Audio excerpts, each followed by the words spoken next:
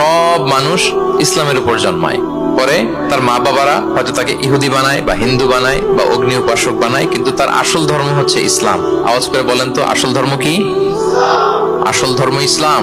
সে ফিতরাতের উপর জন্মগ্রহণ করেছে, এমনিতেই বাই ডিফল্ট তার মনটা ইসলামের দিকে টানে।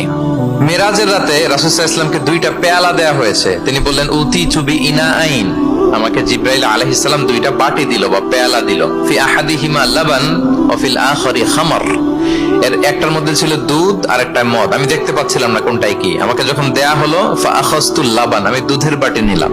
তখন জিবরিল আলাইহিস সালাম বললেন, আসবতাল ফিতরা, আপনি ফিতরাতটাই নিয়েছেন, মানে যেটা ভালো ওইটাই নিয়েছেন, যেটা আপনার সাথে সুইট করে ওইটাই নিয়েছেন। সুবহানাল্লাহ পড়েন। এই পৃথিবীতে যা কিছু ভালো, যা কিছু কল্যাণকর, যা কিছু আমাদের সাথে খাপ খায়, সুইট করে, সহজে সুইটেবল হয়, এটাই ফিতরাত। এটাই কি? ফিতরাত। তো সব মানুষ ফিতরাতের উপর জন্মেছে, ইসলামের উপর জন্মেছে।